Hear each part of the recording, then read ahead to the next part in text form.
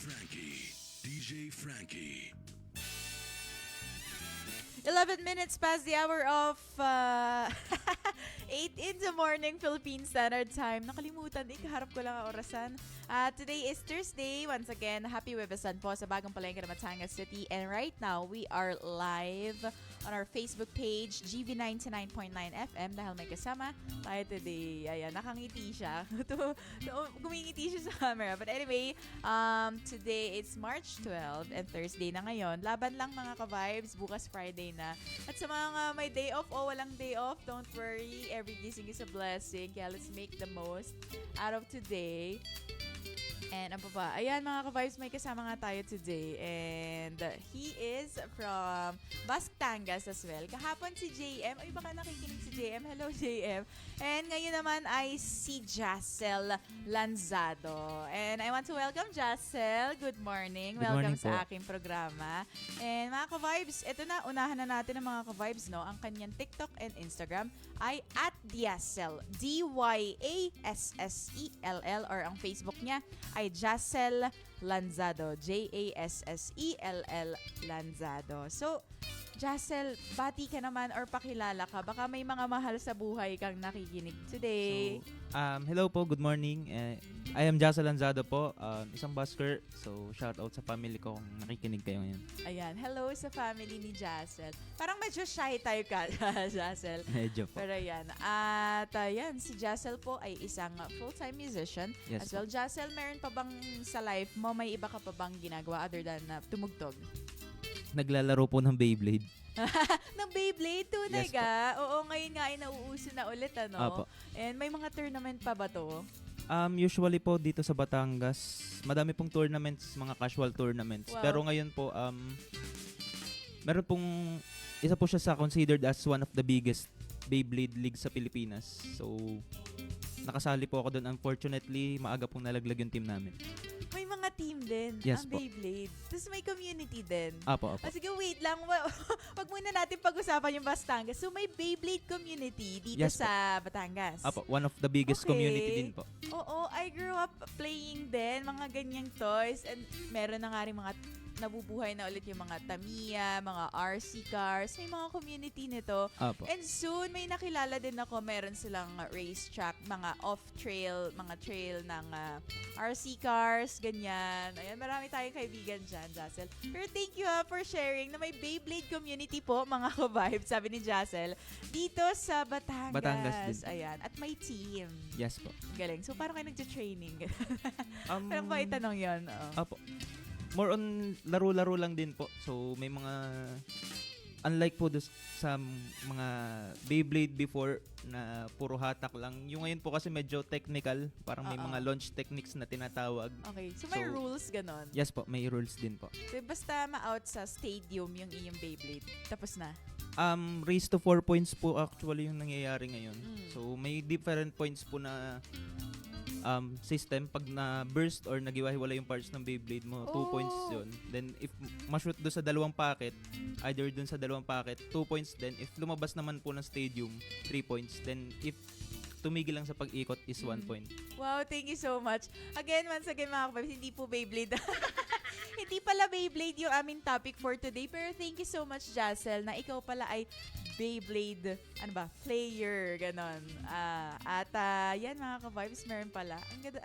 Natutuwa kasi ako, Jacel, kapag may natututunan ako everyday. Ngayon, nalaman natin, may Beyblade community pala dito sa Batangas. So, yan, shout out din sa kanila, no? Shout Baka out din sa nakikinig this BBA. morning. Ayan, sa BBA. Ang team nyo. Ano po yun, yung community ng Beyblade dito sa Batangas. Batangas Ano yung A? Bladers Alliance. Wow! Batangas Bladers Alliance. Shout out po sa inyo. Sana next time sila naman ang umupo dito, ano? Thank Sure you so much, Jacel. Once again, kasama pa rin natin si Jacel Lanzado, isang musikero na nagbe-Beyblade din at nagko-compete pala tong mga to. So, mas naging interesado doon. But anyway, balik tayo sa kanyang musical life. Kailan mo na-discover na, musician ako, kaya kong tumugtog, or kaya ko mag-perform? Nung high school po kasi ako is nagvo-vocalist na po ako sa banda. So ever since high school, parang into music na po talaga ako. Jacel, nung high school ka, anong pangalan ng banda mo? Sa amin- Na-curious ako. Yung sa school po is level up. Then, yung sa labas naman po, more on kami lang po magpipinsan yung tumutugtog. Level up. Uy, ang ganda ng bandang gano'n, level up. But anyway, so doon nagsimula ang iyong journey as a musician. Nasundan ba yun agad? Doon ko po siya tinake seriously. Then, natigil po siya nung nag-college since civil engineering po yung course ko. So, ang daming time po yung nagagamit ko sa academics. Nawalan po ako ng time nun sa music. Mm-mm. Pero great na nakabalik ka, ano? Yes po. Tapos, yung civil engineering, nandun pa rin ba siya? Yun yung nawala.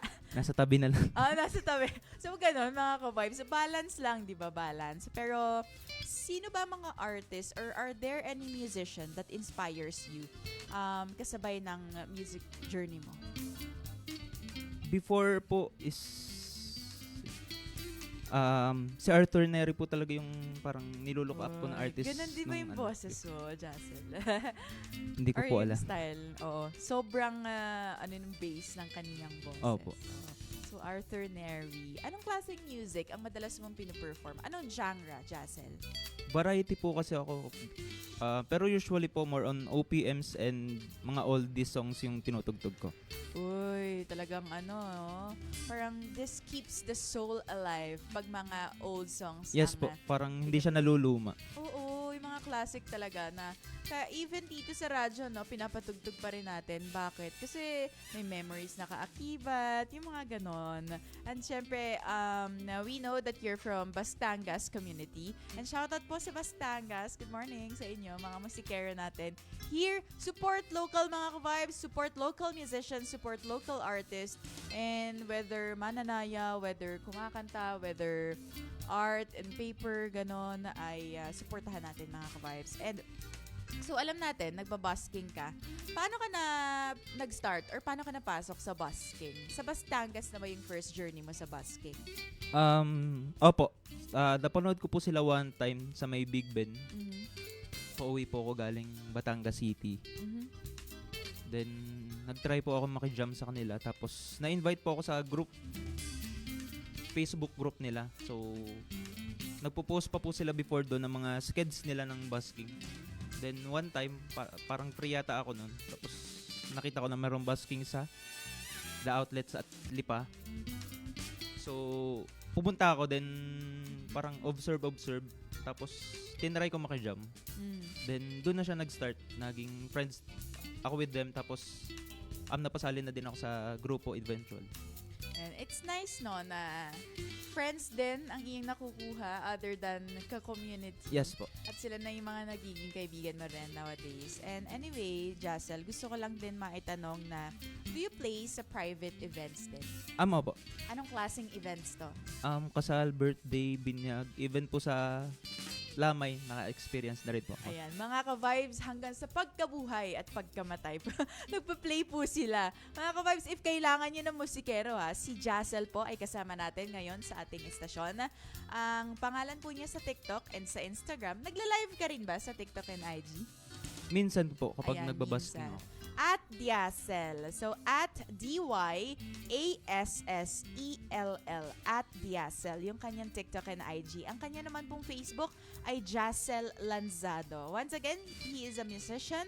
He's a busker from Bastangas community. So, meron bang moments na kinakabahan ka pag nagpo-perform ka sa malls, sa open spaces? Kapag bagong venue po, since hindi ko pa po parang kabisado yung mood ng tao sa mga venue. Doon po ako medyo kinakabahan din.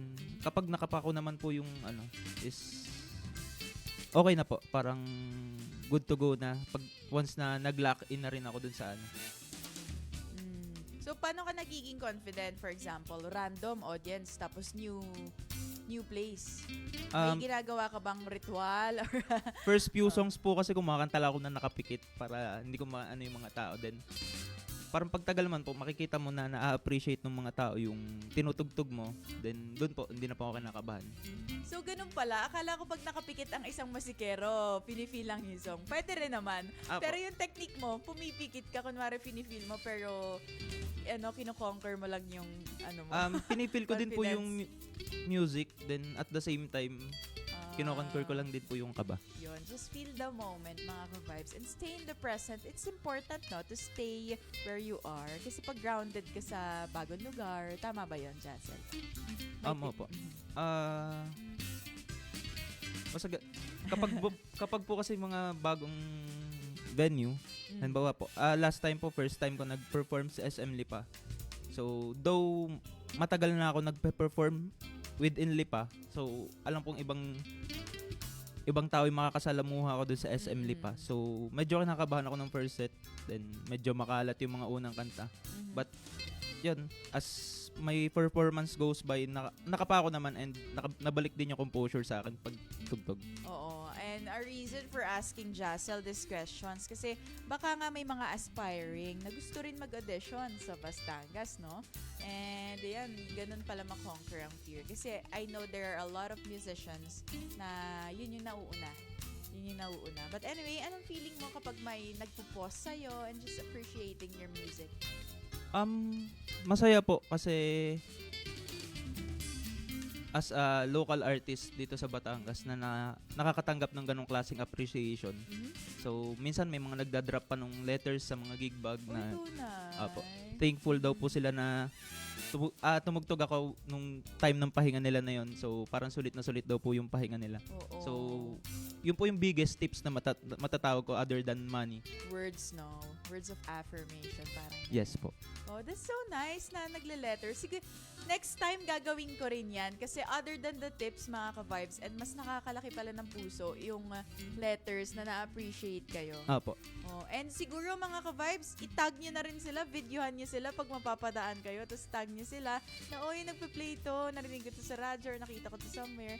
Kasi diba, it helps you guys pag kapag tinatag kayo na, wow, this musician is really good, ganyan. Opo. I know you're good, Jassel, eh. Nagkausap na tayo before. Pero anyway, ano yung go-to song mo kapag gusto mong makakuha agad ng audience? Or ano yung pang-hook mo sa mga nakikinig, dumadaan, ganun? Favorite song ko po as of now is yung Waltz of Our Left Feet. So, pwede ko na rin po siyang matawag na go-to song. But, parang, pag tumutugtog po kasi ako, wala yung focus ko kung paano ko ma-attract yung audience. More on, I just want to express myself. Since parang isa yun sa mga natutunan ko way before pa po, bago ako tumugtog, play to express, not to impress. Yon, to express, not to impress. Yes, and po. that's a nice thing to ground yourself also. Yes po. That's really nice. It comes from passion, it comes from your heart. Jassel, dahil dyan, iparamdam mo naman sa amin at pasample naman ng iyong kanta. Once again, mga ka-vibes, kasama natin si Jassel. Ang kanyang TikTok and IG ay Diassel, Dyassell. Ang Facebook po niya ay Jassel Lanzado. Once again, musician, busker from Bastangas Community, Jassel.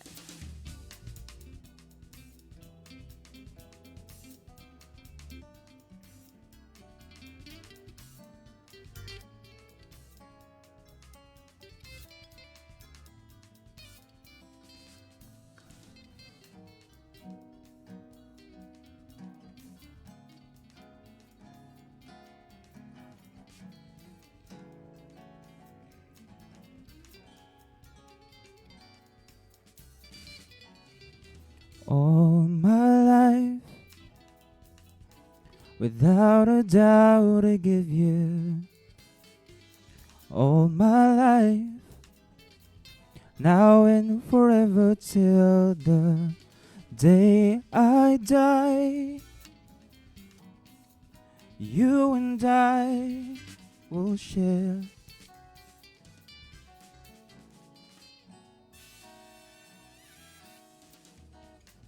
all the things this changing world can offer. So I sing, I'd be happy just to stay this way, spend each day with you.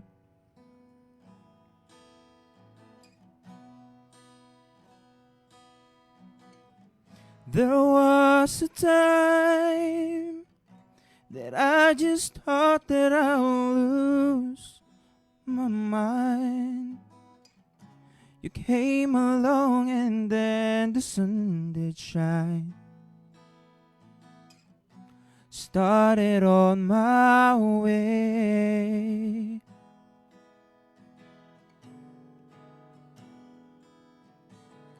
And I do recall that every moment spent was wasted time. But then I chose to lay it on the line.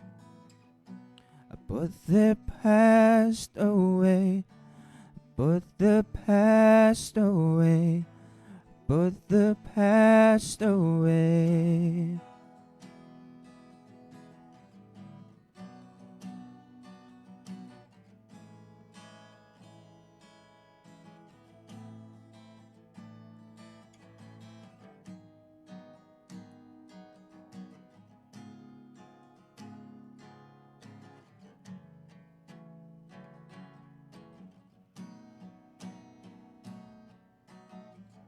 All my life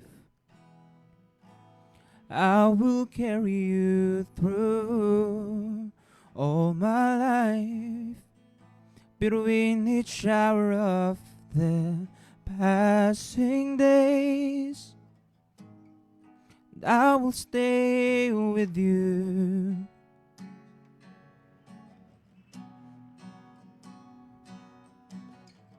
There was a time that I just thought that I'll lose my mind. You came along and then the sun did shine. Started on my way.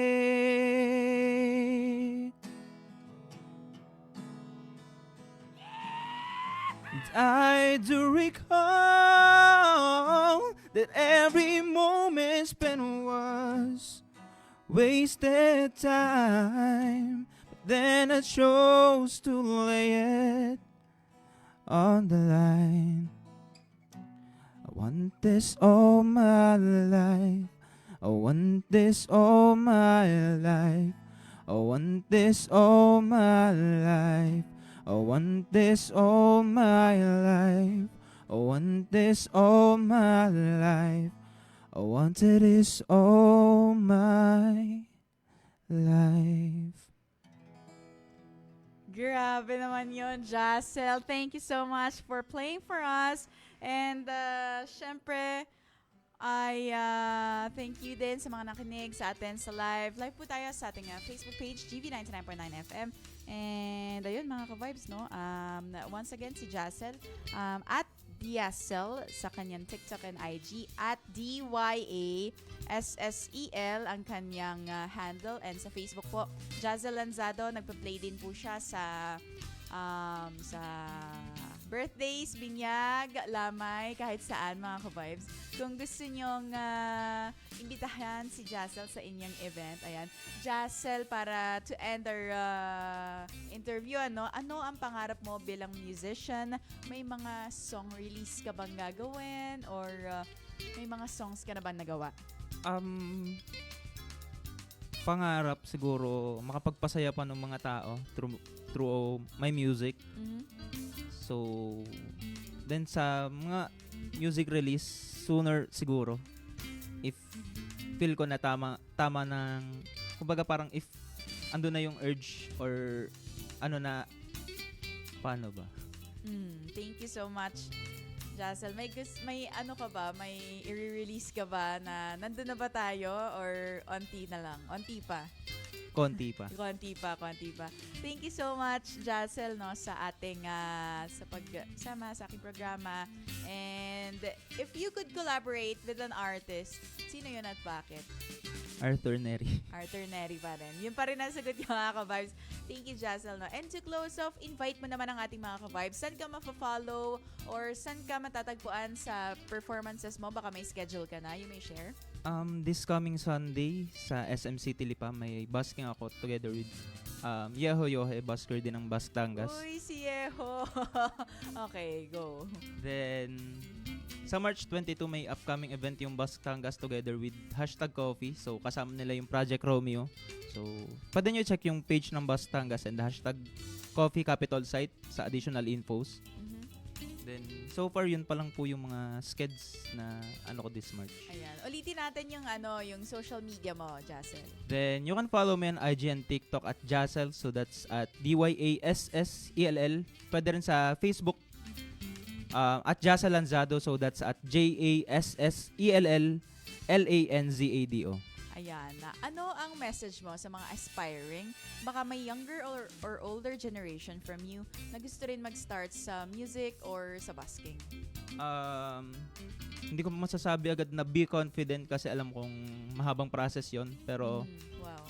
try natin unti-unting lumabas sa comfort zone natin, since ganun lang din ako nag-start, bedroom musician, bedroom singer, then inunti-unti ko lang until ngayon kaya ko na mag-perform sa harap ng maraming tao. Ayan. Gusto ko yung totoong-totoo yung sagot mo, Jassel, no? Parang hindi talaga maiiwasan na hindi mahihiya, ganyan. Oo. Yes po. And thank you. Thank you so much for answering it so raw and so true to your heart.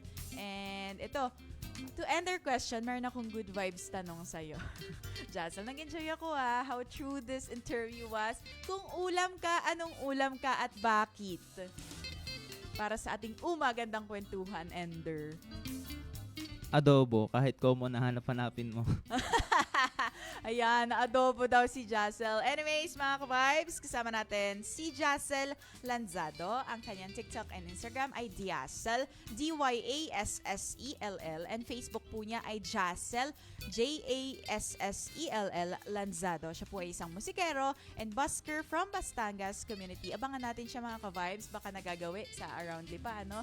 Napapatugtog po siya doon. And kanina na-mention din niya. And sa mga kakatuning pa lamang sa radyo at gusto pang matunghayan yung interview kanina, available po ito sa aming official Facebook page na GV 99.9.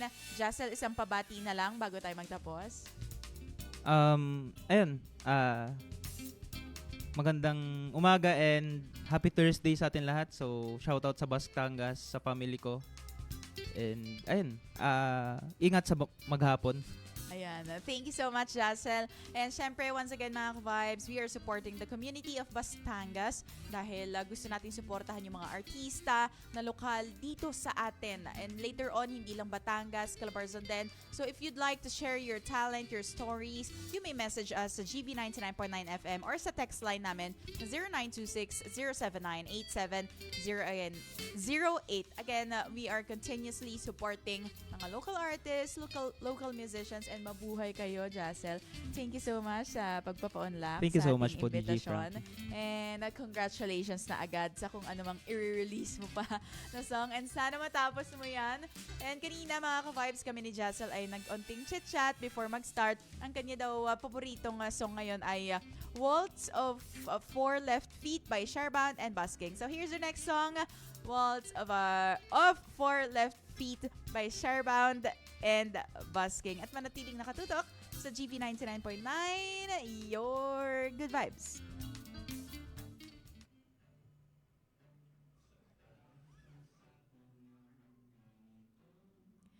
Hello mga ka-vibes, thank you for watching ng aming interview with Jassel. Jassel, baka may gusto kang sabihin sa ating live stream sa Facebook? Hello, and magandang umaga. Wala akong masyadong masabi. Oo, follow niya si Jassel, mga ka-vibes.